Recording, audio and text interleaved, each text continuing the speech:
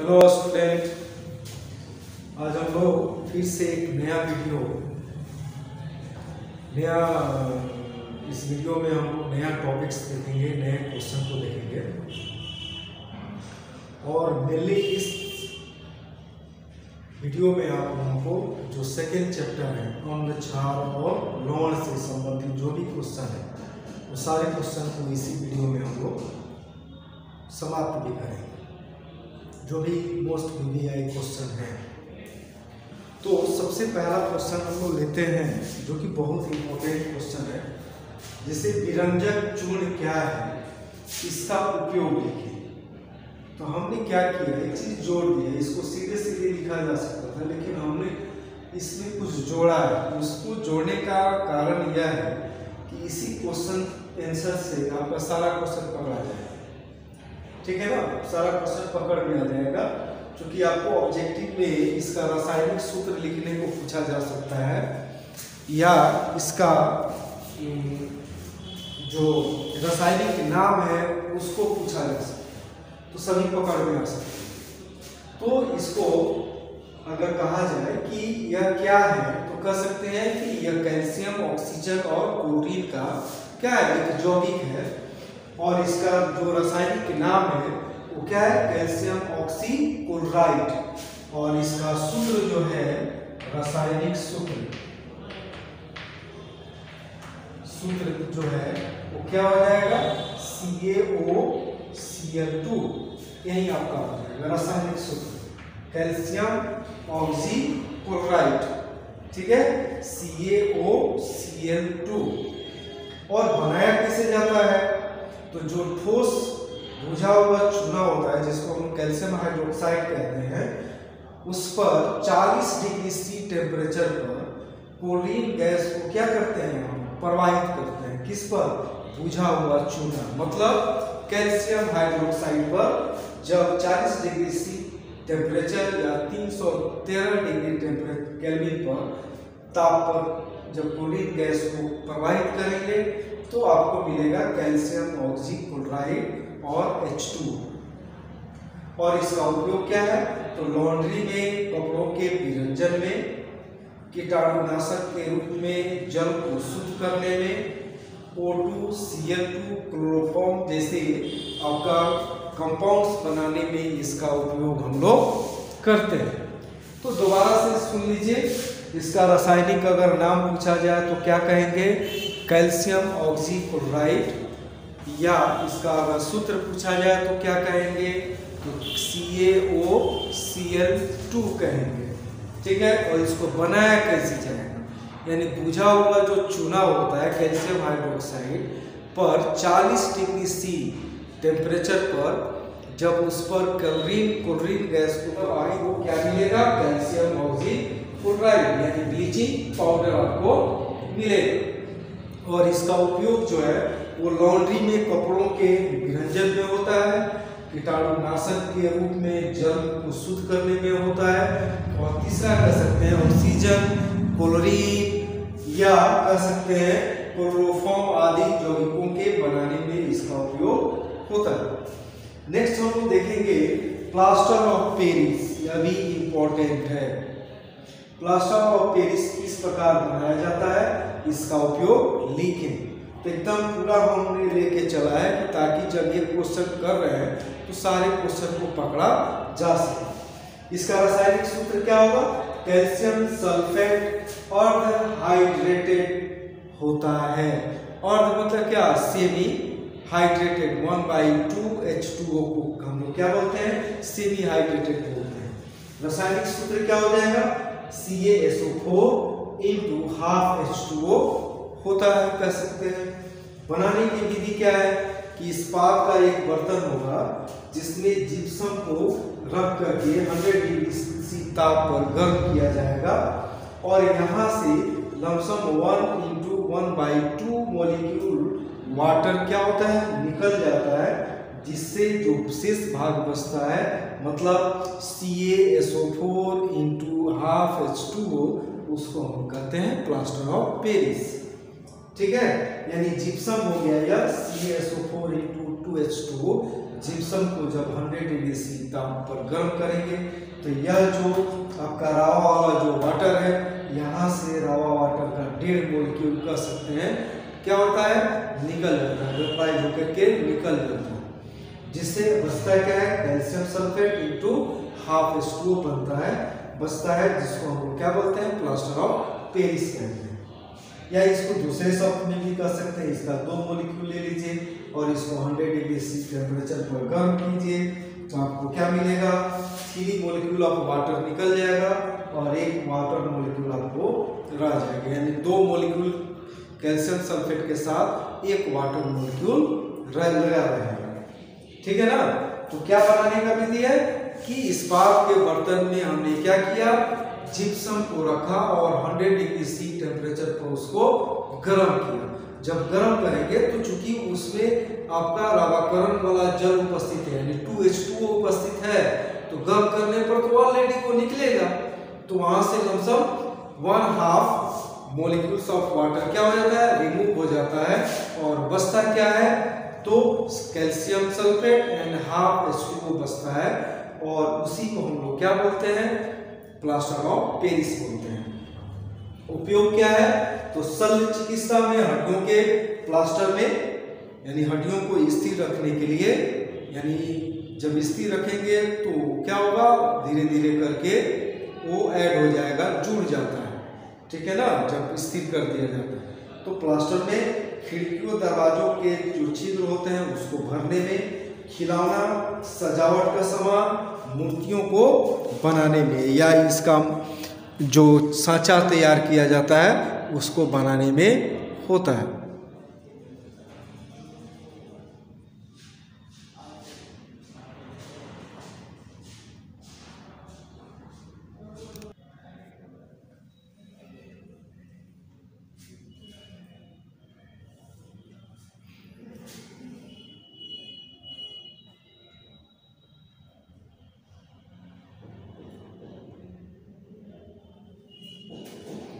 चलिए next question देखते हैं कि धुआं सोडा कैसे बनाया जाता है, इसका उपयोग देखिए।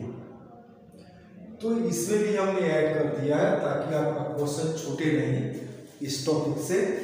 इसका रासायनिक नाम क्या होता है, सोडियम कार्बोनेट डेकाहाइड्रेट। डेका मतलब क्या, 10 H2O अणु वाला, ठीक है ना। यानी रासायनिक सूत्र के द्वारा इसको समझ सकते हैं, सोडियम कार्बोनेट डेकाहाइड्रेट मतलब 10 अणु वाला होगा, यानी जल अणु वाला आपका क्रिस्टल होगा, रवा होगा, सोडियम कार्बोनेट। बनाने की विधि क्या है कि इसको सोलवेट विधि द्वारा, सोलवेट प्रोसेस द्वारा इसको बनाया जाता है और इस विधि में बेकिंग सोडा को, बेकिंग सोडा का सूत्र क्या होता है, नेट, यानी सोडियम हाइड्रोजन कार्बोनेट भी बोल सकते हैं इसको। तो NaHCO3 को क्या करते हैं, गर्म करते हैं। जब गर्म किया जाएगा तो यह टूट करके क्या दे देगा आपको, सोडियम कार्बोनेट दे देगा, H2O देगा और CO2 देगा। हमें यहाँ पर आपको क्या मिल गया, सोडियम कार्बोनेट मिल गया, लेकिन आपको क्या बनाना है, डेकाहाइड्रेट बनाना है।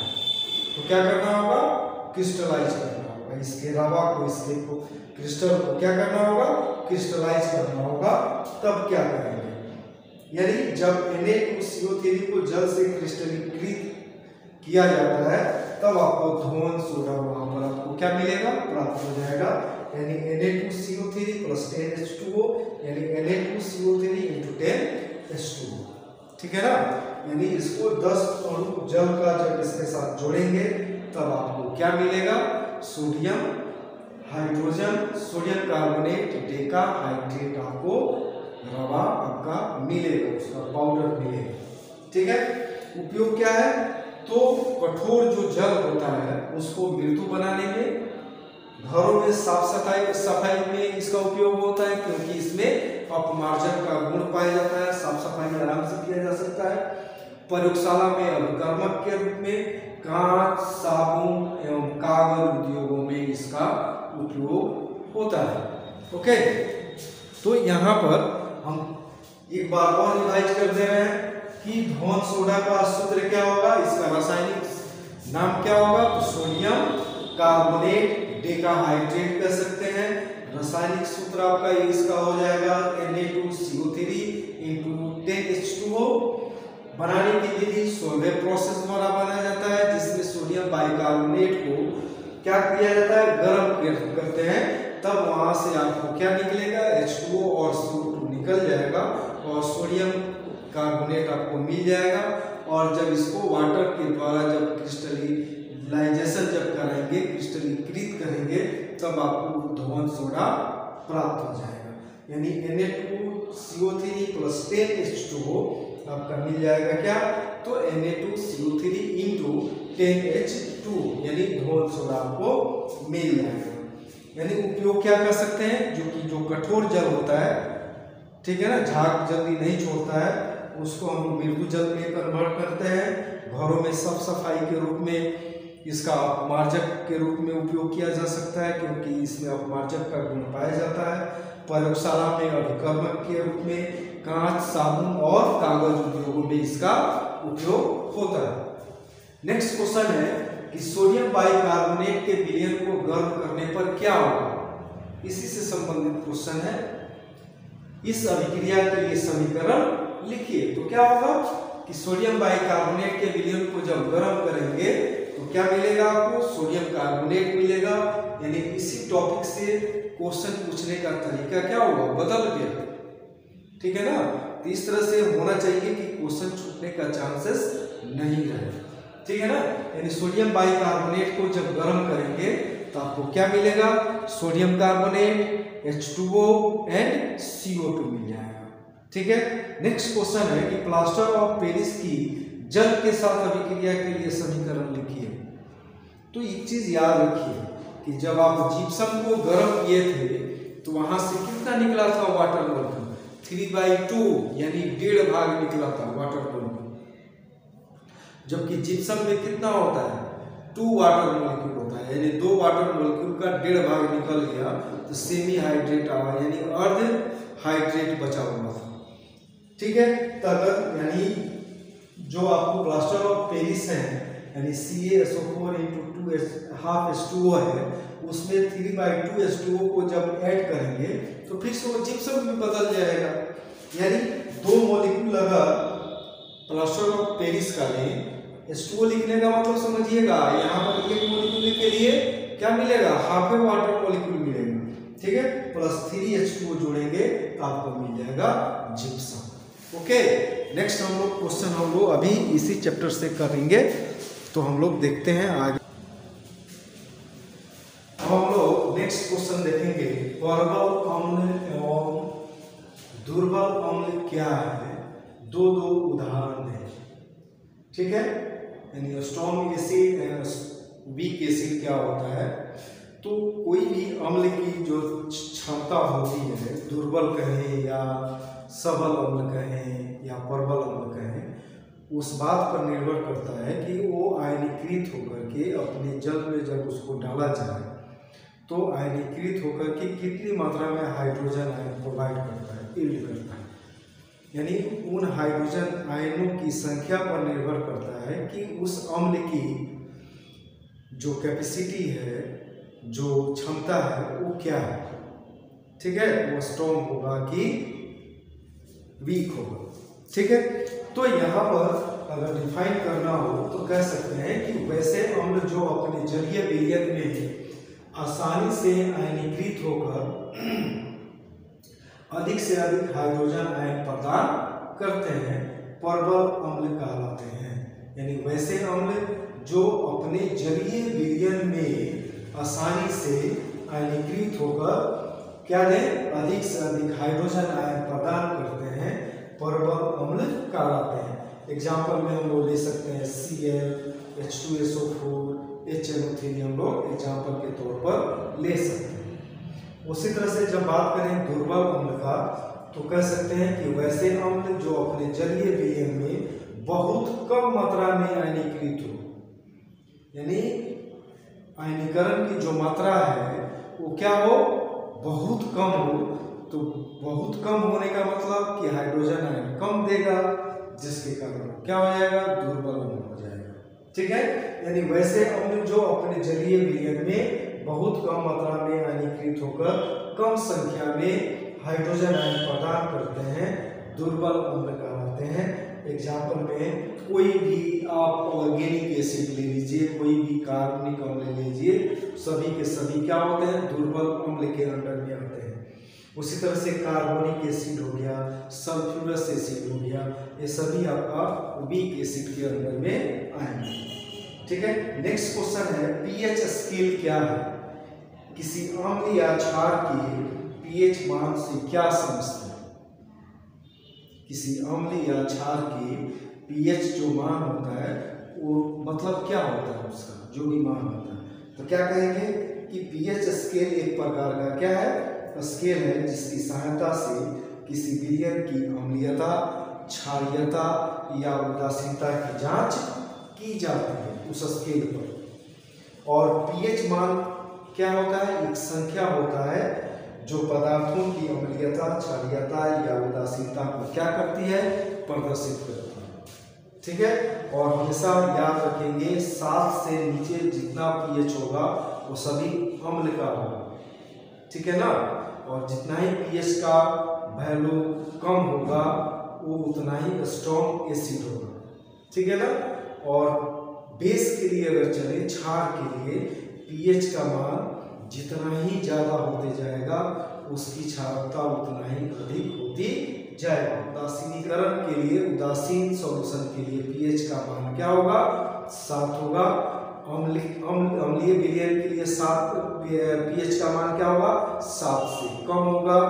और क्षारीय विलयन के लिए जो पीएच का मान होगा वो क्या होगा, 7 से अधिक होगा, याद रखिएगा। नेक्स्ट क्वेश्चन है कि धातु कार्बोनेट धातु बाइकार्बोनेट के साथ, कार्बोनेट अम्ल के साथ कैसे अभिक्रिया करते हैं? तो ये ट्रेंड याद रखेंगे। आपको तो ट्रेंड मालूम है कि कोई भी धातु है जो मोर रिएक्टिव में आता है या माइल्ड रिएक्टिव होता है, यानी कॉपर हो, Ag हो, Pt, इस सबको छोड़ करके जो हाइड्रोजन से नीचे स्थान रखते हैं वे तो अम्ल से हाइड्रोजन को डिस्प्लेस नहीं कर सकते हैं, इसलिए वो रिएक्शन में भाग नहीं लेंगे। ठीक है, लेकिन हाइड्रोजन से ऊपर स्थान रखने वाले, सक्रियता श्रेणी में हाइड्रोजन से ऊपर स्थान रखने वाले सभी जो धातु होते हैं वो अम्ल के साथ अभिक्रिया करके अपना लवण और क्या बनाते हैं, क्या देते हैं, हाइड्रोजन गैस प्रोवाइड करते हैं। ठीक है, लेकिन अगर यह केस आपको मिल जाए, धातु कार्बोनेट और बाइकार्बोनेट अगर धातु का रहे, तब ट्रेंड क्या होगा, ट्रेंड यही होगा, लवण तो बनेगा ही, साथ ही साथ CO2 और H2O बनेगा। आप दिमाग में मत रखिएगा कि हाइड्रोजन गैस वहां पर निकलेगा। ठीक है ना, तो यहाँ पर क्या कर सकते हैं कि सभी धातु कार्बोनेट एवं धातु बाइकार्बोनेट अम्ल के साथ अभिक्रिया करके लवण, कार्बन डाइऑक्साइड तथा जल बनाते हैं। और ये समीकरण अगर याद है तो कोई भी रिएक्शन आप लिख करके उसको बैलेंस कर सकते हैं। यानी कोई भी धातु कार्बोनेट हो या धातु बाइकार्बोनेट हो, अगर जल के साथ अभिक्रिया करेगा तो उस धातु का लवण बनेगा, CO2 बनेगा और H2O बनेगा। ठीक है, जैसे मान लेते हैं सोडियम कार्बोनेट हमने लिया और जलीय HCl के साथ अभिक्रिया कर रहा है, देखिएगा जलीय होना चाहिए, यानी जलीय HCl के साथ अगर करा रहे हैं अभिक्रिया तो सोडियम का क्या मिला, लवण मिला, यानी NaCl, H2O मिला और CO2 मिल जाएगा। यानी धातु कार्बोनेट के साथ 2 अणु आपको मिलेगा, इसका क्या मिलेगा, आपका लवण मिलेगा। लेकिन अगर बाइकार्बोनेट है तो यहाँ पर आपको मिल जाएगा, आपको क्या, NaCl, H2O और CO2। यानी अगर समीकरण, अगर यह ट्रेंड याद है तो आप कोई भी रिएक्शन लिख करके उसको आप बैलेंस कर लीजिए, सही हो जाएगा। नेक्स्ट क्वेश्चन है, पूछा जाता है कि चूने के पानी में CO2 गैस प्रवाहित करने पर क्या होगा? अगर कैल्शियम हाइड्रोक्साइड हो, जो चूने का पानी बोला जाता है, उसमें CO2 अगर प्रवाहित करेंगे तो क्या होगा? जनरली ओब्वियसली कर सकते हैं कैल्शियम कार्बोनेट बनेगा। और जो पानी का दूधिया कलर आता है वो किसके कारण आता है, तो कैल्शियम कार्बोनेट के बनने के कारण आता है। यानी चूने के पानी में CO2 गैस प्रवाहित करने पर कैल्शियम कार्बोनेट बनने के कारण चूने का पानी दूधिया हो जाता है। यानी कैल्शियम हाइड्रोक्साइड प्लस CO2 यानी क्या मिला, कैल्शियम कार्बोनेट और H2O मिला, जल का अणु मिला, और यह जो कि श्वेत और छेद बनाता है, इसीलिए पानी क्या हो जाएगा, दूधिया हो जाएगा। ओके, नेक्स्ट क्वेश्चन हम लोग आगे देखते हैं। चलिए नेक्स्ट क्वेश्चन देखते हैं कि अम्लों के साथ धात्विक ऑक्साइड किस प्रकार अभिक्रिया करते हैं। तो इसमें कह सकते हैं कि कोई हमेशा दिमाग में रखिएगा कि धातु का जो ऑक्साइड होता है वो क्षारीय प्रकृति का होता है। तो ऑब्वियसली कह सकते हैं कि जब अम्ल और क्षार के बीच जब अभिक्रिया होती है तो क्या बनता है, लवण और जल बनता है। उसी तरह से यहाँ पर भी लवण और जल भी बनता है। ठीक है, तो याद रखेंगे कि धातु का जो ऑक्साइड होता है क्षारीय प्रकृति होने के कारण वो जस्ट धातु की तरह ही व्यवहार करते हुए अम्ल के साथ अभिक्रिया करके क्या बनाता है, लवण और जल बनाता है। ठीक है, तो यहाँ पर देखेंगे ठीक है, तो यहाँ पर क्या कहेंगे कि धातु ऑक्साइड अम्ल एवं क्षार की अभिक्रिया के समान ही अम्ल से अभिक्रिया करके लवण और जल बनाते हैं, क्योंकि धातु ऑक्साइड क्षारीय प्रकृति के होते हैं। यानी धातु ऑक्साइड प्लस अम्ल क्या बनाया, लवण और जल बनाया, और इसी स्ट्रक्चर पर हम सारे रिएक्शन को लिख सकते हैं। जैसे cupric oxide plus Cl CuCl2, cupric chloride plus क्या H2O बना लिया। उसी तरह से जिंक ऑक्साइड जो है H2SO4 के साथ, जलीय H2SO4 के साथ या तरल H2SO4 के साथ अभिक्रिया करके क्या बना लिया, ZnSO4 बनाया और H2O बनाया। नेक्स्ट क्वेश्चन आपका होगा कि क्षारक के साथ अधात्विक ऑक्साइड किस प्रकार अभिक्रिया करते हैं। ये सब रिएक्शन बहुत इंपॉर्टेंट है, कहीं ना कहीं एक क्वेश्चन आएगा इससे, हमेशा दिमाग में रखिएगा इसको कि धातु के साथ अम्ल की अभिक्रिया पूछ दे, या धातु ऑक्साइड का अम्ल के साथ अभिक्रिया पूछ दे, या धातु कार्बोनेट या धातु बाइकार्बोनेट का अम्ल के साथ अभिक्रिया पूछ दे, या क्षारक का अधात्विक ऑक्साइड के साथ अभिक्रिया पूछ दे। ठीक है, तो ऐसे क्वेश्चन पूछे जा सकते हैं। तो कह सकते हैं कि चूंकि अधात्विक ऑक्साइड की प्रकृति अम्लीय होती है, अतः क्षारक के साथ अधात्विक ऑक्साइड अम्ल और क्षार के समान ही अभिक्रिया करके लवण और जल बनाते हैं। क्या हमने बोला कि चूंकि अधात्विक ऑक्साइड की प्रकृति अम्लीय होती है, अतः क्षारक के साथ अधात्विक ऑक्साइड अम्ल और क्षार के समान ही, जिससे अम्ल और क्षार के बीच होता है, जस्ट वैसे ही अभिक्रिया करके क्या बनाएगा, लवण और जल बनाएगा। यानी CO2 प्लस कैल्शियम हाइड्रोक्साइड क्या बनाया, calcium carbonate plus CO2, sulphur dioxide plus NaOH क्या बनाया, Na2SO3 यानी सोडियम सल्फाइड बनाया, और H2O दिया जो कि लवण का एग्जाम्पल है वो। ठीक है, एक क्वेश्चन आता है, अर्हेनियस के अम्ल क्षार सिद्धांत को लिखें। ठीक है, पूछा जा सकता है। तो यहाँ पर अर्हेनियस का सिद्धांत क्या कहता है कि अम्ल वह पदार्थ है जो अपने जलीय विलयन में आयनीकृत होकर हाइड्रोजन आयन देता है। हमने क्या बोला कि अम्ल वह पदार्थ है जो अपने जलीय विलयन में आयनीकृत होकर हाइड्रोजन आयन देता है।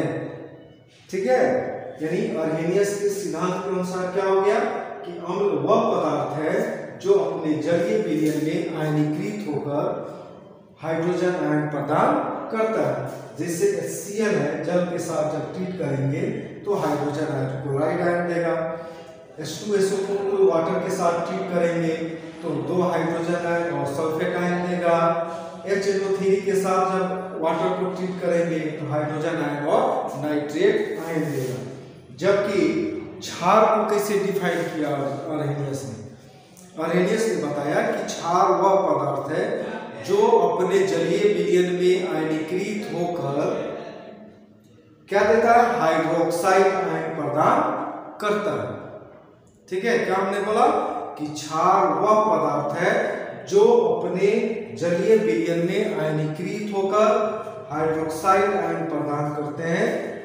जैसे NaOH जल के साथ जब ट्रीट करेंगे तो सोडियम आयन और OH आयन देगा, हाइड्रोक्साइड आयन देगा। पोटेशियम हाइड्रोक्साइड है, जल के साथ जब ट्रीट करेंगे तो पोटेशियम आयन और हाइड्रोक्साइड आयन देगा।